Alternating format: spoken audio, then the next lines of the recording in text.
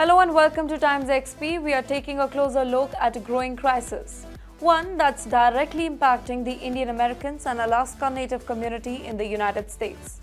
We are talking about fentanyl, a synthetic opioid that has become a major cause of drug-related deaths. But the reason for this devastating impact go far beyond just a drug itself.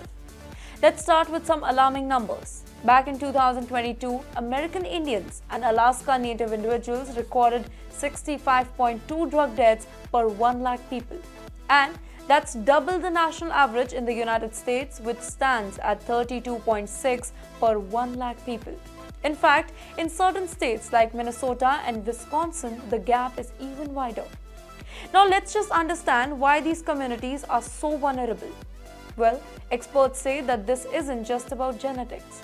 It's about systematic issue, both historical and current. Policies like Public Law 83-280, which puts tribal criminal matters under states' jurisdiction, higher incarceration rate among native population, and lack of access to treatment play a very important role.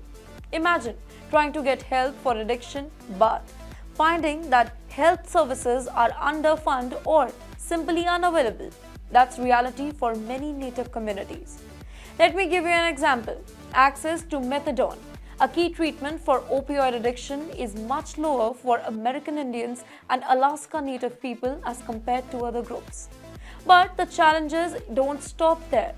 Economic instability, poverty, and housing issue make it even harder for the communities to recover. And hold on, there's a cultural aspect too.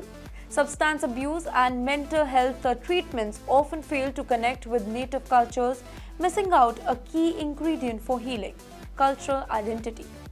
Now let's flip the lens to India. While fentanyl may not be a rampant, we have our own struggles with substance abuse in communities that face marginalization.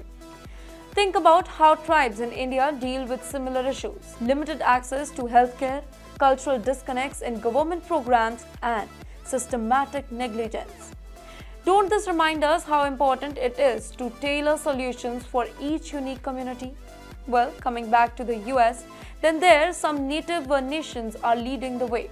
They are integrating cultural practices into addiction recovery programs, and it's showing promises. For example, incorporating spiritual practices, traditional ceremonies, and community support that has helped bring down the risk of substance abuse and mental health crisis. In India, tribal communities often benefit when their cultural heritage is respected in health and welfare programs. It is a lesson that we can learn from. Now back in US, experts are calling for a big change. First, they are pushing for better data collection because without numbers, it's hard to build a targeted solution. They're also asking for more funding to help native nations develop their own health programs customized to their people's need.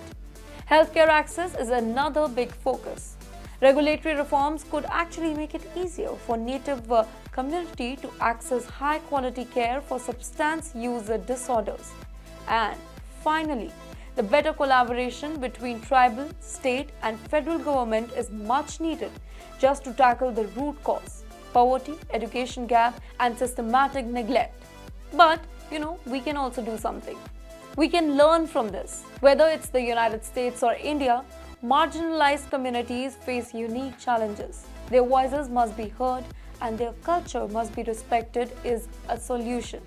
It's not about fixing the problem. It's about empowering community to take charge for their future.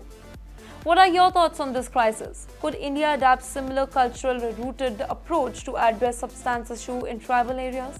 Do let us know in the comment section below and follow TimesXP for more such updates.